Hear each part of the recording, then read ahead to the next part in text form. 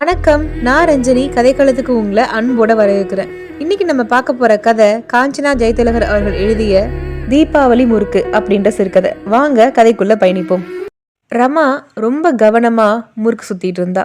முதல்ல மாவை சுத்துறதுக்கு கொஞ்சம் கஷ்டமா தான் இருந்தது. ஆனா இப்போ அவரோட விரல்களுக்கு ரொம்ப சரளமா முறுக்கு சுத்த பழகிடுச்சு. முதுகு வலிக்குதா ரமா அப்படின்னு ரமாவோட மாமியார் அவகிட்ட கேட்டாங்க. இல்லத்த, போட்டு முடிச்சிடலாம் அப்படின்னு ரொம்ப கவனமா முறுக்க சுத்திட்டு இருந்தா. ரமா என்னமோ அவளோட காரியத்துல ரொம்ப கவனமா இருந்தா. ஆனா இதெல்லாம் பார்க்கும்போது அவளோட கணவனான பெருமாளுக்கு தான் மனசு வலிச்சுது. வரப்போற தீபாவளிக்காக ஒரு வாரமா அவ மாடா உழைச்சிட்டு இருக்கா. வீட்டை சுத்தம் செஞ்சு கழுவுறது, துடைக்கிறது, பலகாரத்துக்கு வேண்டிய மளிகை பொருட்கள்லாம் வாங்குறதுக்கு கடையா ஏறி இறங்குறதுன்னு இப்படி எல்லா வேலையும் அவ தான் பார்த்தா. மாமியாரோட மேற்பார்வையில இது வரைக்கும் 4-5 இனிப்பு பதார்த்தங்கள் செஞ்சு முடிச்சிட்டா. இன்னைக்குதான் கடைசியா கைமுறுக்கு. ரமா முறுக்க சுத்தி கொடுக்க அவளோட மாமியார் எண்ணெய் சட்டியில போட்டு எடுத்து கொடுத்துட்டு இருந்தாங்க. திடீர்னு, ரமா எனக்கு ரொம்ப கால் வலிக்குது, நான் போறேன், சத்த நீயே பார்த்து எல்லாத்தையும் எடுத்து வச்சிரு அப்படின்னு சொல்லிட்டாங்க. வலிகிற வேர்வைய துடைக்க கூட நேரம் இல்லாம ரமா ஒரு கையில முறுக்க சுத்திக்கிட்டு மறு கையில எண்ணெய் சட்டியை பார்த்துட்டு இருந்தா. நாத்தனார் கௌரியோட தலை தீபாவளி இது. வீடு முழுக்க பச்சரிசி கோலம் போட்டு நிரப்பி வச்சிருந்தா ரமா. பரணியில இருந்த குத்துவடுக்கு, தாம்போலோன்னு எல்லாத்தையும் சுத்தம் பண்ணி பூஜை அறையும் தயார்படுத்தி வச்சுட்டா. அவளோட உடம்பு மனசும் அழுத்து சலித்து போயிருந்துச்சு. தீபாவளி நேரத்துல இது மாதிரி வேலையெல்லாம் எல்லார் வீட்லயும் இருக்கிறது தானே அப்படின்னு நினைக்கிறவங்களுக்கு ஒரே ஒரு விஷயம் சொல்றேன். விடிஞ்சா இதுதான் ரமாவுக்கும் தலை தீபாவளி. போன மாசமே நாத்தனார் கௌரிக்கு 4000 ரூபாய்க்கு பட்டு புடவையும் வைர மூக்குத்தியும் தயாரா இருந்துச்சு. தன்னோட பிறந்த வீட்டிலேருந்து இதெல்லாம் எதிர்பார்க்க முடியாது அப்படின்றது ரமாவுக்கு நல்லாவே தெரியும். அவ ஆசைப்படுறதெல்லாம் தன்னோட பெற்றோர் வீட்டுக்கு ஒரு 4 நாள் தன்னோட கணவனோட போய் சந்தோஷமா நிம்மதியா பேசி சிரிச்சு இருந்துட்டு வரணும் அப்படின்றது தான். அந்த ஆசை கூட நிறைவேறாம இப்படி தட்டிக்கிட்டே போறத பார்த்துதான் அவரோட கண்கள் கூட கலங்கி இருந்தது. ரமாவோட கணவன் பெருமாள் நல்லவன் தான். இருந்தாலும் தாய் பேச்ச தட்ட மாட்டான். இடம் கொடுத்தா மனைவி தலைமையில ஏறி உட்காந்துக்குவா அப்படின்ற நினப்புல கொஞ்சம் முறுக்கும் விரப்பும் அவன்கிட்ட இருக்கும். ரமாவுக்கு திருமணம் முடிஞ்சு அடுத்த மாசமே நாத்தனார் கௌரியோட திருமணமும் நடைபெற்றுச்சு. தன்னோட சீரையும் 7 பவுன் நகையையும் நாத்தனாருக்கு போடும் போதுதான் தன்னை எதுக்கு மாமியார் இவ்வளவு அவசரமா திருமணம் செஞ்சு கூட்டிட்டு வந்தாங்க அப்படின்றது அவளுக்கு புரிஞ்சுது. ஏரங்கும் ரமாவுக்கும் இது தலை தீபாவளி தானே.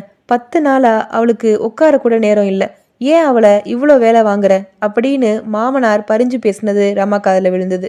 ஏன் வீட்டு வேலை பலகார வேலைலாம் கத்துக்கிறது நல்லது தானே அப்படின்னு மாமியார் பட்டுன்னு பதில் சொன்னாங்க.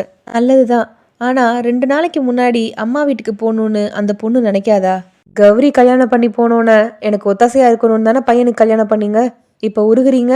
ரமாவோட காசு மாலை, வெள்ளி ஜாமா, 10,000 ரொக்கம் இதெல்லாம் உன் பொண்ணு கௌரிக்கு போட்டனுப்ப நீ தானே கல்யாணத்துக்கு பறந்த. இப்ப இவளை இப்படி முறுக்கி பிடிகிறியே. பையனோட சீனியர் வக்கீல் கூட இவன் புது மாப்பிள்ளன்னு 2 நாளுக்கு முன்னாடியே கிளம்புன்னு சொல்லிட்டாரு.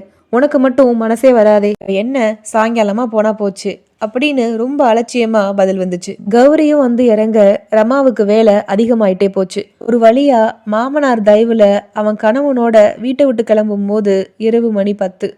மறுநாளே கிளம்பிடுங்கப்பா, எனக்கு உடம்பு சரியில்லை அப்படின்னு மாமியார் வழி அனுப்பும் போது சொன்னது ரமாவோட மனசுக்கு கனத்து போயிருந்தது. பெற்றோரையும் தம்பிகளையும் பார்க்க போறோம் அப்படின்ற சந்தோஷம்தான் கொஞ்சமாவது அவளை சிரிக்க வச்சுது. ராத்திரி 2 மணிக்கு தான் வீட்டுக்கு முன்னாடி ஆட்டோ போய் நின்றுச்சு. வீட்டில் வெளிச்சம் தெரிஞ்சுது. தட்டாமலேயே கதவு திறந்துக்குச்சு. அக்கா அத்தாலாம் வந்தாச்சு, வாங்கக்கா வாங்கத்தான். வாமா, இத்தனை நேரமா பயந்துட்டோம், வாங்க மாப்பிள்ள. ராஜா, ஆட்டோவை பார்த்து அனுப்பு. கொடுங்கத்தான், பெட்டியை நான் எடுத்துக்கிறேன். வீடே பரபரப்பும் பாசவுமா உபசரிச்சுது. வாங்கத்தான் வந்து படுங்க, உங்களுக்கு ரூம் எல்லாம் தயார்படுத்தி வச்சுட்டேன் அப்படின்னு ரமாவோட தம்பி பெருமாள் அழைச்சிட்டு போனான். ஏமா லேட்டு அப்படின்னு ரமாவோட அம்மா ரொம்ப கவலையோட ரமா கிட்ட கேட்டாங்க. வக்கீல் வேலைன்னா சும்மாவாமா, சீனியருக்கு இவர் மேல தனி பிரியம், நம்பிக்கை.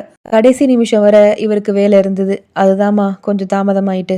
முகம் கை கால்லாம் கழுவிட்டு தன்னோட அறைக்குள்ள நுழைய போன பெருமாளுக்கு தன்னோட மனைவியும் மாமியாரும் பேசினது காதுல விழுந்தது. அப்படியே நின்னுட்டான். தன்னோட மனைவியோட குணம் ஓரளவுக்கு அவனுக்கு தெரியும். இருந்தாலும் இது புதிய பரிமாணத்துல அவனுக்கு தெரிஞ்சது.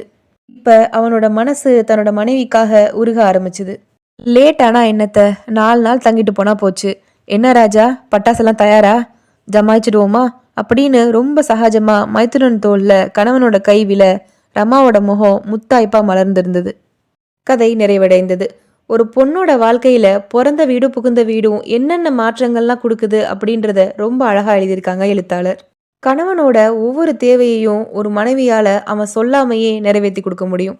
ஆனா ஒரு மனைவியோட தேவை என்ன அப்படின்றது நிறைய கணவர்மார்களால புரிஞ்சுக்க முடியாத ஒரு விஷயமா இருக்கு. பெரும்பாலான மனைவிகள் எதிர்பார்க்கறது கணவனோட நேரத்தை மட்டும்தான். கணவனோட செலவிடுற ஒவ்வொரு மணித்துளியும் அவங்களுக்கு ரொம்பவே முக்கியமானது. அதுவும் பிறந்த வீட்டில் தன்னோட கணவனோட செலவிடுற ஒவ்வொரு நிமிஷமும் அவங்களுக்கு ரெட்டிப்பு மகிழ்ச்சியை தான் கொடுக்கும். அதை பற்றின உங்களோட கருத்துக்களை மறக்காம கமெண்ட் பாக்ஸில் தெரிவிங்க. மீண்டும் ஒரு நல்ல பதிவோடு உங்களை சந்திக்கிறேன். நன்றி.